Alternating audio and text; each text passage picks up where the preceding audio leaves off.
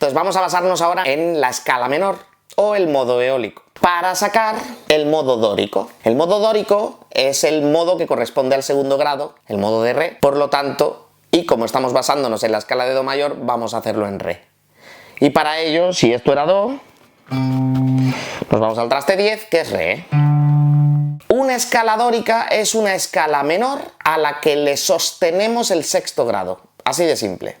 Por lo tanto, si en la escala eólica normal, en este caso de re, hacemos esto,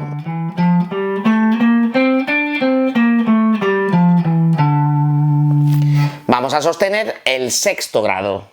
Para eso también vamos a cambiar y vamos a tocar con el dedo 2 aquí, simplemente para que abrir aquí nos resulte más fácil, porque cuando hagamos este sostenido tenemos que hacer una separación un poco más grande.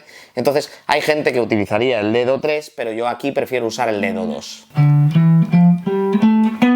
Ahí tenéis vuestro sexto grado sostenido.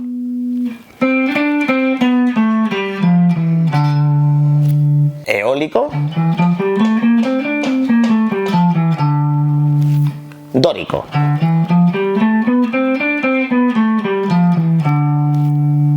Tan sencillo como eso, solo ha cambiado una nota y el rollo es diferente.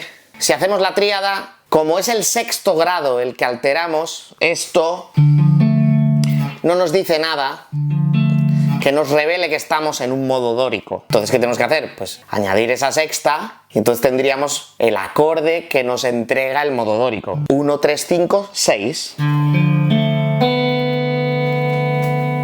¿Lo notáis? Ahí ya no es simplemente un tono mayor o un tono menor, ahí hay un colorcito, ¿no? Si os fijáis en el modo eólico, como el que alteramos es el tercer grado, que es el que define si un acorde está en modo mayor o en modo menor, simplemente con el acorde de tríada ya teníamos nuestro modo menor y se notaba nuestro modo eólico. Pero en este caso, si no metemos el sexto grado para que forme parte de nuestro acorde, no va a sonar a modo dórico. Aunque es cierto que las progresiones de acordes, como veremos más adelante, también pueden revelar modo dórico por cómo están colocados esos acordes y por cómo trabajan los unos con los otros. O sea, podemos utilizar el tramo de la escala que corresponde al modo dórico, aunque los acordes que estemos haciendo no tengan la sexta especificada, por así decirlo. Suena un poco lioso, pero lo vamos a ir viendo, no os preocupéis. A que seguro que lo que os conté al principio no entendíais nada y ahora estáis un poquito empezando a entender. Bueno, eso espero. Y si no, pues me preguntáis y cogemos pedacitos de este vídeo y vamos entrando aún más en detalle. Sin problema, si será por publicar. Por ejemplo, si yo voy alternando este re menor séptima con el acorde de re sexta que os acabo de enseñar, sería, por ejemplo, una pequeña progresión que no cambia de tónica, pero que le pediría al cuerpo que improvisáramos sobre dórico.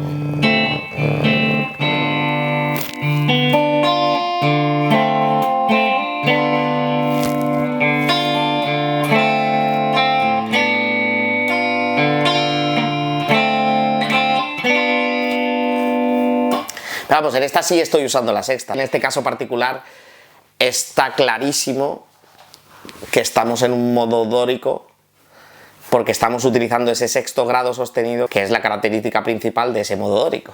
La posición completa.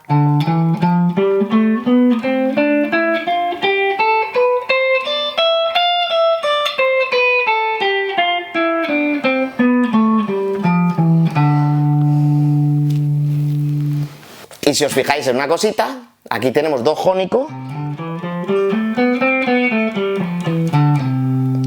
y aquí tenemos la eólico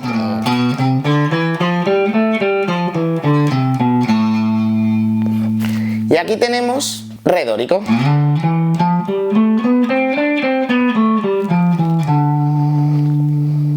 Volvemos a do. Si os fijáis, están directamente relacionadas. Aquí hay notas comunes, aquí hay notas comunes y podemos jugar con esas tres posiciones cuando estemos improvisando, por ejemplo, sobre do mayor. Nuestra meta, en definitiva, entre otras, es saber qué nota va a sonar en cada momento cuando pulsamos el mástil. si practicáis los saltos de un modo a otro,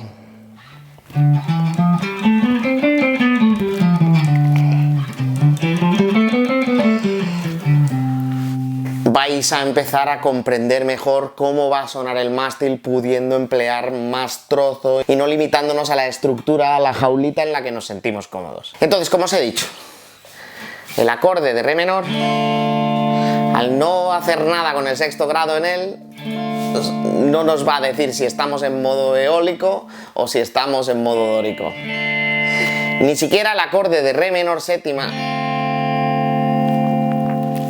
nos va a dar esa pista. La pista está en el sexto grado sostenido, o sea,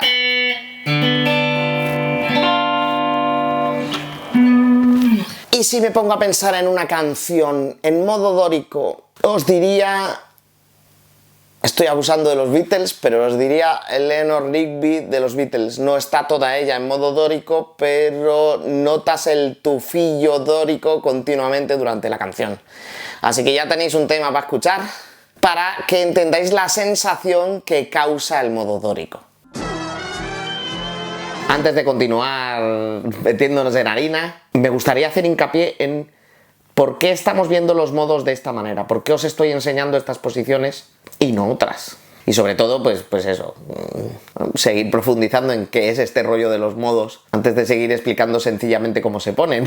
Aunque bueno, en toda esta primera parte solamente estoy explicándoos cómo se colocan y no entrando tanto en cuándo utilizarlos o cómo utilizarlos.